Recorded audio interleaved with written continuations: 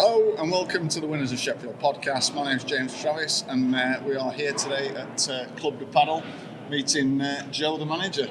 Joe, thanks for joining us today. Welcome. Been down a few times and spoke to yourself. Nice smiley face around the place. A bit cold today, isn't it? Yeah, the winter's officially kicked in, but thankfully you keep warm on courts, right? So. Yes. I'm also joined by Brent, who, like myself, is a paddle addict by his own admission. So, but yeah, obviously we're here to talk about the business, but from your perspective, you're from Sheffield originally? I'm from Sheffield. The team is from Manchester, and one of the very deliberate choices that they made when going through recruitment was they have a couple of key markers. They wanted to make sure that it wasn't just their version of a paddle club from Manchester coming across. They wanted to make sure it was integrated into Sheffield, into the kind of, I guess, into the loose community being the word, but making sure that you're actually properly engaging with people, engaging with the right people, and so their recruitment firm ended up obviously talking to me, which I was very, very glad of, through mutual friends. So my background is with hospitality, and that kind of, I think that's one of the crossovers that they would like to bring into this as a paddle club, is to ensure that they're getting somebody who's from Sheffield and who can deliver that kind of approach, which I'm glad to think I've got a smiley face.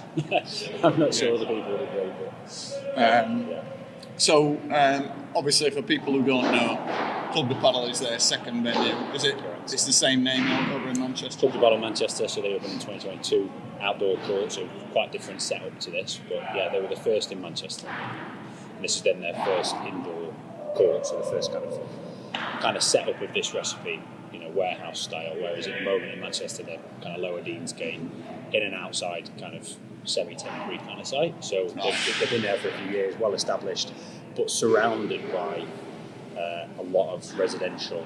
And so it's quite different to Callum Island and Neepsend in that way. This is a little bit more of a, this has been, I guess like a flagship kind of store they would like to set up. So yeah, that's what I did.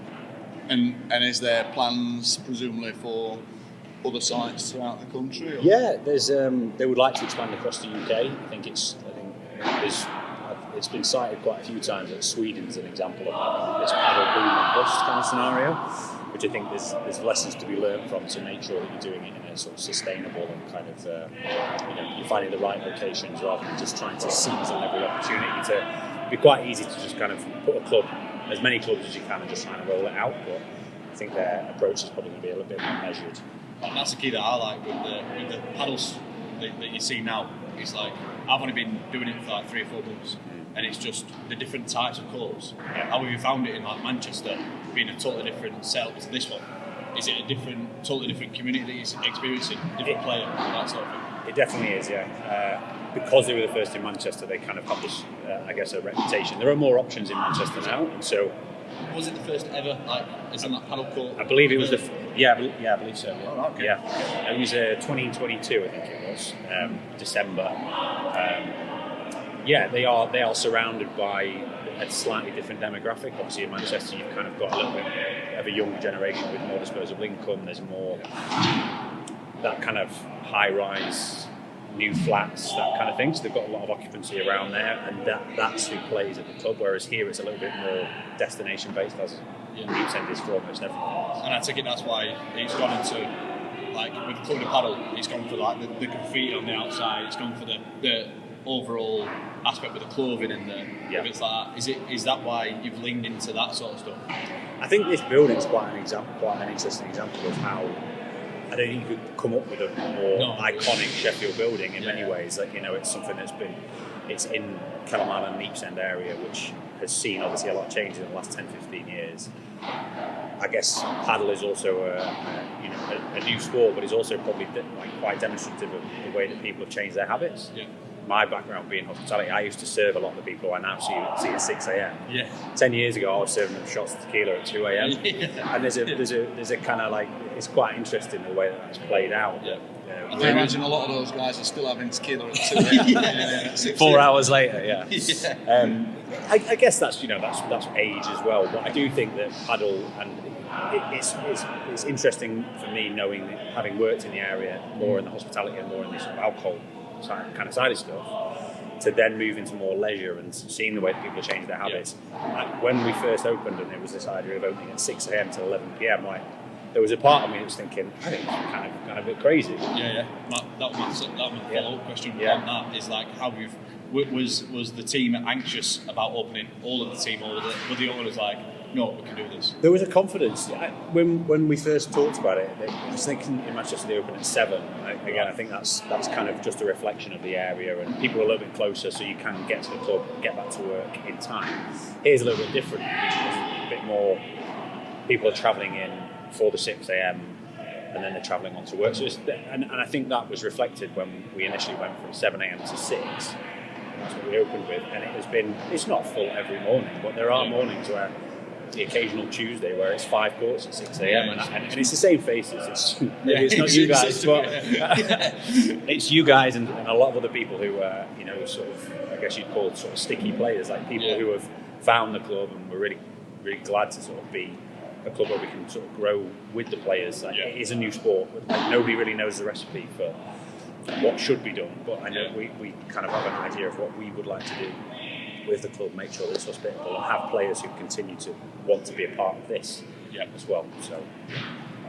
So obviously you're managing this site. Did you go to the Manchester site? Have you worked there previously, or how did you? I've spent a morning in Manchester. They're it's quite interesting, really. So Lucy was the point of contact who initially came to me. Her backgrounds. So there's four owners. There's Lucy and Dave, who are married. I have a bit more of a sort of marketing, hospitality, content creation kind of background. So they're kind of I guess you would say that they're the brand and the kind of human element to it, to make sure that we're a hospitable club, and there's that. And then there's two others in James and Matt who are a bit more finance and business orientated. And I think the balance between all of those guys leads to this kind of recipe of making sure that the fundamentals of business are right and moving forward, but we're also really trying to establish I wouldn't say like a different culture, but we're trying to establish our own culture. We want to make sure that we are as hospitable as possible and that we are the smiley faces, and we do. For instance, yesterday we worked with we did another fitness festival. The guys from Fix Up with that club. We're kind of diving into those things and want to make sure that we're providing women's socials, which we are over the course of a calendar month. There's 2 or 3 which we fit into, and the coaching is designed or the coaching platform is designed so we've got intro and beginner and intermediate. So we're trying to grow give people the space to grow with the club. I think racket sports can be quite. There can be a degree of elitism to them, which I think a lot of padel clubs try to avoid and not do that. So that you guys do a lot of the intro to paddle, don't you? Yeah. And then when we first opened, we did a lot of soft launch stuff, so loads of free invites for people over the course of the first 4 days. So we had hundreds of people. We've got 3,500 players who played at our club now, which is amazing. Like to have done that in 8 months, in sort of 8 week period is great. So, but yeah, sorry, to go back to the question. It was Lucy who contacted me initially through Ben of Fix Up Running Club, which was an interesting thing. So I was sort of approached in that sense. They were open to finding candidates to run the club. I've spent very little time in Manchester at this point. I would like to spend a little bit more, but I think just concentration on here for now is taking up a lot of my time. But we're getting to that point. I think the Manchester site is because it's been established for quite a long period of time. It's a little bit of a simpler operation there in that it's an outdoor kind of shipping container with outdoor courts. There's kind of less moving parts. So in that sense, it's quite nice that it is as simple as it is. But I'd like to see in which ways we can improve and take some lessons that we've learned from here across there. But they are 2 quite different setups. It's an outdoor court in central Manchester is very different to an indoor court in East End. And they're kind of. What are the lessons that you'd sit and go, you know what, I wish we'd done that, or I wish we'd done that for the club here? Yeah. Always intrigues me how businesses adapt and react for the next site. If you open another one in Sheffield, or you open one in down south, or you open one somewhere else. I don't know whether there's something that I would point to that we would do differently, but I think it is very important to make sure that I think we've done well to kind of manage the expectation, and the fact that it is in Neepsen, like I think it's important to get it right for where you are. Yes. There isn't just a recipe that you can roll out. That would be the same. That would be true of any restaurant or bar or cafe, right? You've got to be aware of your demographic and build the facility to provide for the community that you're trying to engage with. My emphasis here is to sort of make sure that we've had good coffee on from the beginning, make sure that we've got a really good sort of simple but effective kind of food and beverage option. So just a good selection in the fridges. We've now got Estrella Galicia on draft, and I was always keen to make sure that it was a 0% on draft as well. Yeah, that's something that's again like fits in with the narrative or the storyline of people playing paddle and the change of behaviour and the cultural change is now like moving into like a non-alcoholic sort of. Exactly. Yeah, exactly. So that there's been a few things along the way that we identified. Like, that's a really important thing that we want to try and achieve. And glad that we have. So 0 draft is probably an obvious example. Making sure that a coffee and kind of option for people before and after their play is good. So I would say that I don't know whether there's lessons, but I think making sure that you're aware of what you're trying to achieve with the community that you're going into. If we were to go to Leeds or Birmingham, I wouldn't just try and pick up this recipe and go there. I think it would be important to maybe employ somebody who's from there, who kind of knows it in the same way that I've been introduced to the club that way. I think that has helped, that balance has been right, and that comes from the owners kind of having that intuition to make sure that they aren't just it's not just Club de Padel Manchester doing a Sheffield side or doing a Birmingham side or whatever that is. Is that what you tried to work on to try and make sure that there's a differentiator? Yeah, I think so. It's kind of, keeping part of the graffiti and there's... I was going to ask about the graffiti. How much of it was here and how much of it has been put in specifically for? No, everything that you see inside the site is from the 20 years when it was abandoned. I thought, I thought the odd piece might have been put in, but so we're Court 505 here, reference to Arctic Monkeys track, which is Dave and Matt, the owners, are massive fans of. So they've kept everything inside, and then before opening we had Liquor Paint Festival, which was engaging with like world renowned street artists doing all of the outside of the building. So we've had and I think even events like that is kind of an engagement with the community. Sheffield's a big artistic kind of scene, lots of street art, and so allowing people that canvas and engaging with people, it meant that the cliche table like more than just a paddle club, but I do think that's certainly from the owner's point of view, they want to make sure that we aren't just a generic kind of facility that just turns over. I think for me, where you actually nailed it is the parking, because I must admit, the simplest point of all. I mean, before you even opened, they were like, I'll probably not use it because parking down there is a nightmare nowadays and blah blah blah. And then when I heard you got parking, all of a sudden game changing. It definitely has been. I think that's something that like people and other businesses in Kellam and Neepsen kind of struggle with the last few years, and things have changed. Did they have different sites in mind, or different sites, or did they have the heart set on this one?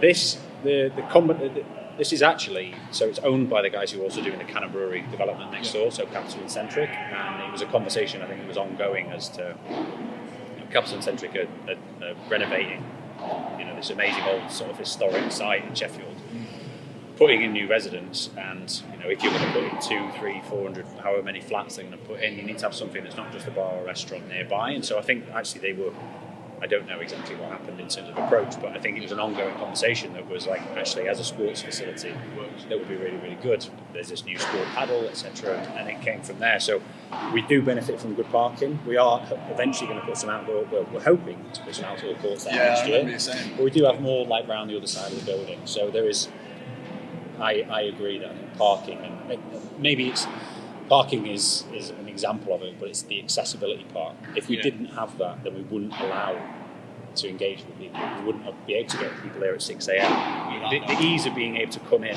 play your game and move on. I lived on here and it worked. Yeah. Every time we were going to book, all lads that we play with were like, no, is no parking? I'm like, there's parking. Like, no, there's parking. Like, we can get in, we can play. Because it used to be years ago, it was a place to be for that reason, wasn't it? You could just come down, leave your car. I worked in the city centre, about parks here, used the gym here, and then all of a sudden, it was only a few years back actually, I came for a meeting, and I thought, I'll just park down on the weekend.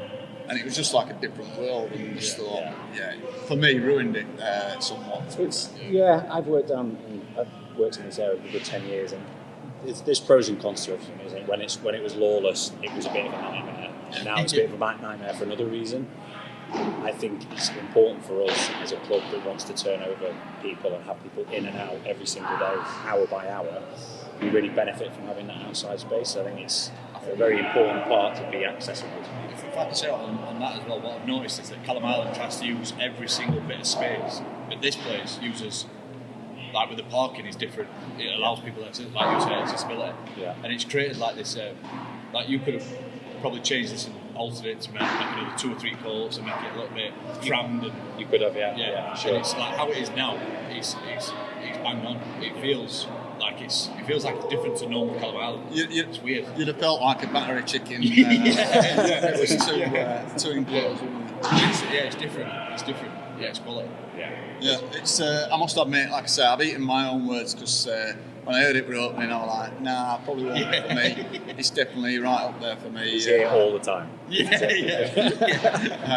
right up there for me. You can still get in on the day. I mean, like, unfortunately, me and Stu, who's on camera, we wanted to get a game in today, couldn't quite make it, but we've taken up a court with this, man. Yeah, I was going to say, half hour. I mean, again, really appreciate you taking time out to sort of. The question is, do you play?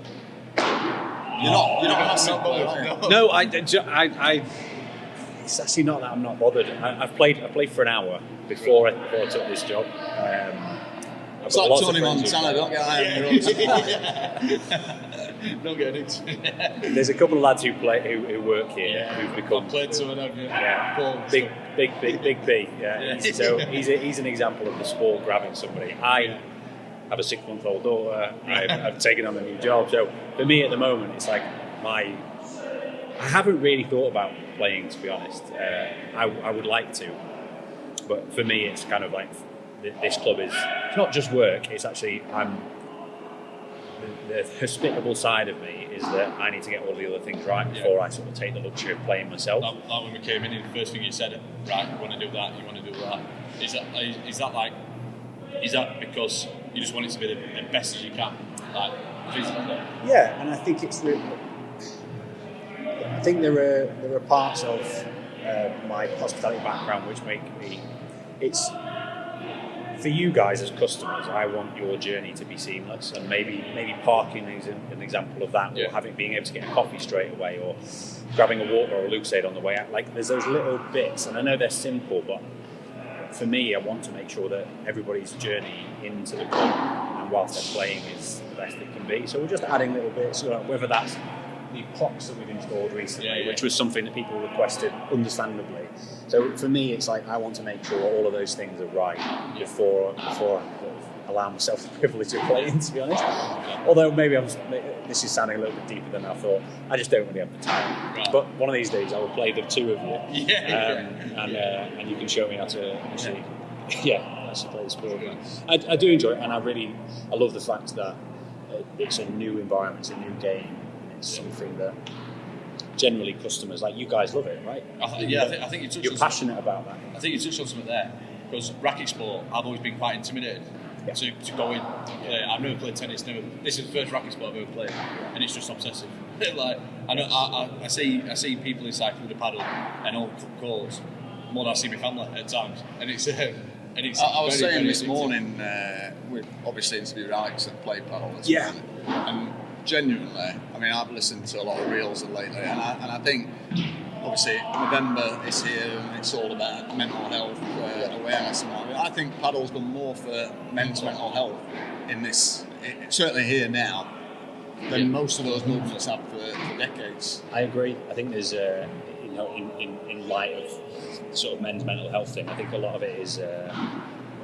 Not that way pushing to sort of pathologise it too much, but I think it's a lot more of it is about purpose and social time, which like men have probably not been great at keeping up with, and whether it's through COVID or whatever. But I definitely think that this is like a bit of a shining light of giving people. It's almost like it's sort of bringing people with it.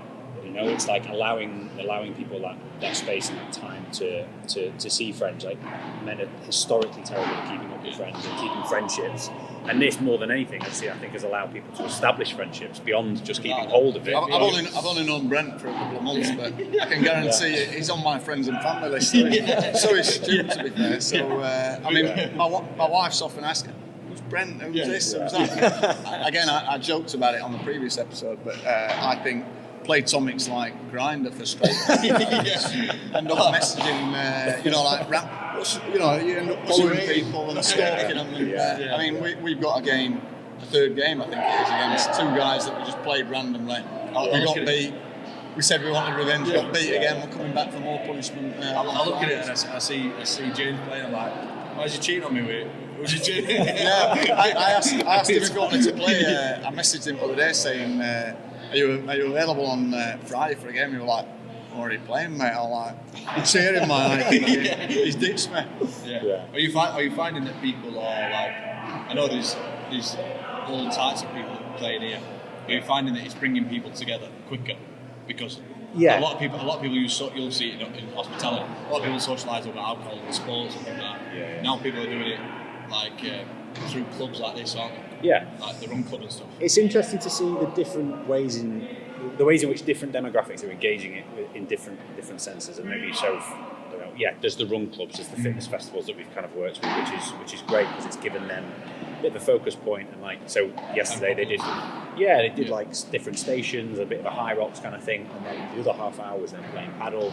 There's also, we see what's really nice, and Lucy in particular has always been really keen to ensure that we're a female-friendly sort of space. It is a sport, and paddle generally is a male-dominated environment, but we're seeing a lot more, and we want to provide the space for women and to feel safe, to feel I will say this is the first sport I've played where men and women play at the same, and you won't tell. You cannot tell. Yeah, it's fantastic seeing that in Mexicanas, and then Ollie's been fantastic. Ollie's our head coach. He's been fantastic. Ensuring, like, we've got training sessions for women, and you'll see, for instance, like a little bit more in the midday part, like group of two doubles of women playing against each other and having fun. And I think it's interesting to see the different demographics engaging. We've had Sheffield Wednesday and Sheffield United players here, so we've kind of like. Well, somebody said the other day they came and they were on one court and all the Wednesday boys. Yeah, so we've kind of had like proper professional sports athletes, everything down to like Fridays and Saturday nights where people are just coming in to just have a laugh and the volume just ramps up. So there's people who take paddle really seriously, and ex squash and tennis players. There's the young mums who drop their kids off and then they come and play together and spend a bit of time in the social areas. There's you guys who kind of dip in and out of the course of a week with friends and stuff. So it's not, again, going back to that sort of accessibility word, but I like the fact that the club, and I think generally as a sport, different engagements can happen. And the networking is insane. Networking as well. It's insane. I've actually done business with people that I played paddle with. And I've done business after the paddle. I've done business together. And it's insane. I think there's a few people cheating their work lunch. There's like the 12 till 2 slots really busy with networking. You see people taking pictures of receipts like exactly. work expense. Exactly. Have you seen I saw something where when you can work from anywhere, and it's a work Zoom. It's a work Zoom call, and a lad's on court like kind of thing. So, quite a few people who do genuinely use it for that in Sheffield have sort of just, I guess it's the new golf in that way, but you don't need to take 4 or 5 hours out, and you can still have that kind of engagement. There's actually quite a lot, I guess in Sheffield, there's a lot of sort of building and architect firms, and there's quite a lot of people in the sort of property world who are playing down here, which is quite cool. They've asked me about setting up a league for them. So there's also engagements like that, which is quite nice. Actually engaging with businesses, and then the people within that business has been an interesting aspect that I wasn't expecting either. So. Very, very good. So going back to you personally, obviously talked about early part of your sort of career. What you came from, like sort of bars and restaurants? Yeah. I've always worked in Sheffield in hospitality, mainly on the bar side of stuff. So I started at Long Live the Great Gatsby. That's where me and my wife had our first date. Yeah. Actually, I think quite a few people are the same thing. So like, I was gutted when they because it's not there. It's the Foresters now. So yeah, so it was the Foresters was historically it was called the Foresters before it kind of became before Division Street changed and so on. So it's gone back to the traditional pub life. But yeah, that's where I started. Then worked on Aberdale Road at Child Social, and I've owned and operated my own places for a while. So you know James and James? I do, yeah, very well. Yeah, I worked with them for 6 years or something. Yeah. Very influential on my sort of trajectory and career in that. So, and I've really enjoyed the sort of cocktail culture and working in bars and restaurants. But it does have its sort of has its timeline, has its sort of time frame, and I think it's quite nice to now be able to bring, I guess, my experience into a different environment. So taking, I guess, just broadly like venue management into something. I didn't really think that it would apply. I kind of always thought I would be in bars and restaurants. But it's quite nice to apply the principles and bring it into a new environment that is a little bit. It's not 2 a.m. shots of tequila. It's funny actually, just listening to the fact that you don't play the game. Yeah. I think helps you massively because it's like me. I used to be quite addicted to fruit machines. I remember once, because I worked in bars and restaurants for a long time. I remember once I worked a shift. I earned about 50 quid, and I plugged 150 quid into Bandit that day. And I'm like, there's an issue there. And it's like if you were like me and Brent, you'd just be itching a bit all the time. As soon as somebody drops out, I'll step in and out again. Yeah. You're probably right, and like I probably ranted on a little bit earlier when we talked about it, but I think that is probably, if I were to summarise it, it probably is that, like, from my point of view, I'm trying to create the space for you guys who enjoy paddle for you to play. And once I get over that hurdle, which we're close to, maybe I'll afford myself an hour or so, or we'll get Stu in as well. I'll get a 4-ball. We're going to go. My platonic rating will be zilch, right? So I'll have to work I take platonic ratings with a pinch of salt. You mentioned the likeness to golf. I always find with platonic, it's a bit like golf in the sense that people who are really good keep their platonic score as low as possible. People who are like waving it around a little bit, they're trying to ham it up as much as possible. So I think it's a very weird subculture, the platonic score kind of bros. It's definitely something people are. I didn't think it was going to be a part of the job role, was kind of like managing people's expectation around their platonic score. But you don't realise what names anymore. It's like, what's your rating? What's your rating? So something I ask everyone that we get on is, now that you've been on, and obviously we're going to come back and interview David another time, but is there anyone else that who do you think we should interview in the maybe next year? Just in a Sheffield context? In a Winners of Sheffield context, and who you know that we might not know? Or I really admire what Jack and Ronnie have done. They're the two owners of. I used to work with Jack at Pitch House Social. Jack and Ronnie own Bench and the Pearl, and they have a new venue coming in City Centre soon. They're a good example of kind of, I guess, my old background of bars and restaurants. They've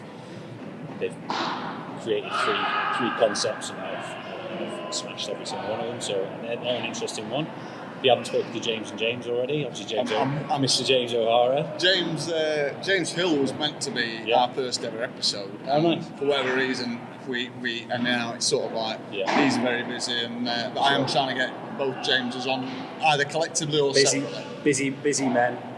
Interesting, like I used to go to school with James O'Hara actually. Yeah. James is an interesting one. Who else?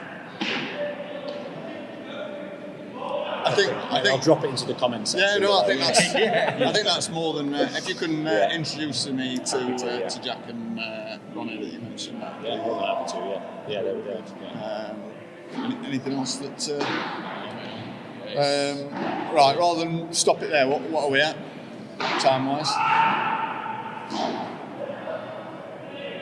Mine was rolling early. 2 minutes, so about 30 minutes. Yeah, so we'll just swing back another conversation and I'll round it off like kind of thing at the end. Anything else you can think of? Anything else you want us to talk about with the context of the business? Future plans or? No, I don't. One question I've got. I've got a question once you. So one question I've got is, because it's it's obviously booming at the minute. So like the owners, are they intrigued in opening 3 or 4 in Sheffield, and then other places down south, or might be up north, further up north? Are they wanting to just conquer Sheffield or like Manchester with like 3 or 4 courts and really settle a base down for playing paddle with the playing paddle, everyone playing paddle? Are you wanting that base in every city, or is it one in every city like this? I haven't heard that conversation said sort of spoken about explicitly, but my hunch would be that it's more about having a presence in each city. Got you. But that doesn't necessarily mean, I think there's different ways that you can go about it. It's obviously, let's say you're expanding across the UK, you're going to want to go to some of the key points. Let's say a Leeds or a Birmingham, or obviously we've got Manchester. Maybe there's a London site or a Newcastle. But I think it's important that either us or other clubs look at the smaller towns that surround places. Like, why shouldn't you be looking at a Hull or a Grimsby, somewhere that might not necessarily be obvious to somebody else? Or should you be going? I know that there's one, for instance, like there's Huddersfield and Barnsley have got them, and from the people who are on that side of the city and around there, they're massively important parts of it. I think it's important to not just consider like trying to do these big flagship stores in these big cities. I think there is plenty of opportunity around the country in smaller kind of capacities. So I don't know what the plan is, but I think it's important to engage with that too. When you play them tournaments, I'd say that they're the best when you're getting started, my opinion. So when you're getting started playing them tournaments, you play so many different people so fast. Yeah. Play like 14 games of people that you never play against before. Yeah. And I was speaking to some people, they're travelling an hour and a half to play. Yeah. There's some. I'm sat there going, I get it. I would tell you, I totally get it. We've played against the same lad a few times. It's the lad who we're playing against on Friday. Yeah. And the other day I'd got a 2-hour window. I very nearly jumped onto a game with him, not realising that his game was in the middle of Scunthorpe somewhere. So I mean, like, straight away I wouldn't have been able to make it. Yeah, but when you look at him and you sit there and think, you live right over near Blackpool, or you live right over near Liverpool. We sat there thinking, you travel all this way. It's like, I can't get anywhere. Yeah. I'm like, wow. Yeah. Like, It's a really interesting.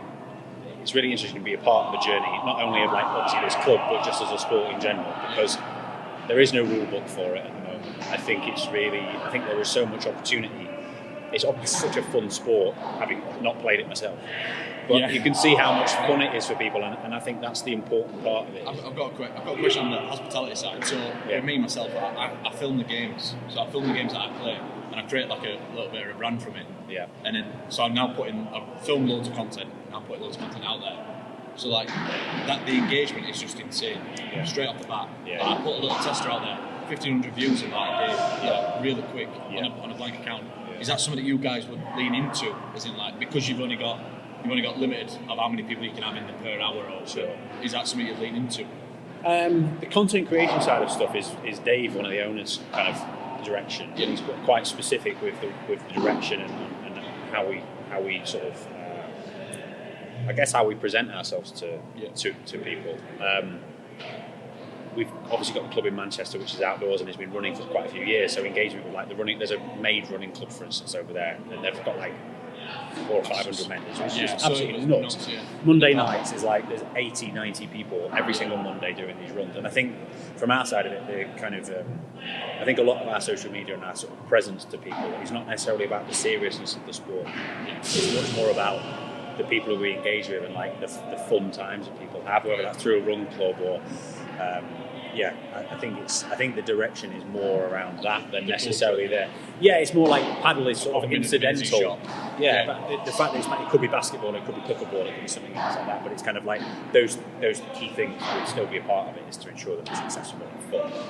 Yeah. So we talked before about the insane amount of hours that the place is open, and it's always relatively 6 full. a.m. till 11 Am I p.m. going to be able to get a game on Boxing Day? What's the Boxing Day? What's your hours over Christmas like? Are you going to have quite a reduced hours, or? I don't know whether this is going to be a negotiation with people, but I think we're probably going to do some reduced opening hours, but we'll likely be open on Christmas Eve. You could probably charge £25 a man on Boxing Day and still fill the place. That's the thing. I think in Manchester they do open on Boxing Day, or they certainly have in the past, and it's full. Yeah, I guess that's relative. Again, they're surrounded by people. I would hope that we're probably going to be closed for Christmas and Boxing Day, because I don't want to be here, and I don't want to play either. So maybe that, but it'd be fun to maybe do something on New Year's Eve. I'd be interested to see what the New Year's Eve demand is like. Again, like changing people's drinking culture. We've seen there's certain clubs around the place, and they've got like glow in the dark paddle, glow in the dark pickleball, strobe or something like disco. It's the new phone party. Down for a bit. This is a good fun party. Yeah, who knows it? I think a building like this warrants some big events. So hopefully, if not this side of this, then maybe certainly 2026.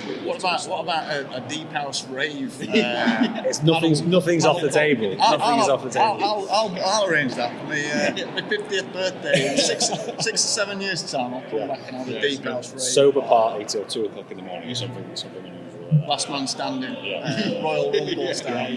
Well, Joe, honestly, it's been an absolute pleasure. Thanks for joining us, and if you can arrange for us to have a chat with Jack and Ronnie, I'd love that. And thanks for joining us.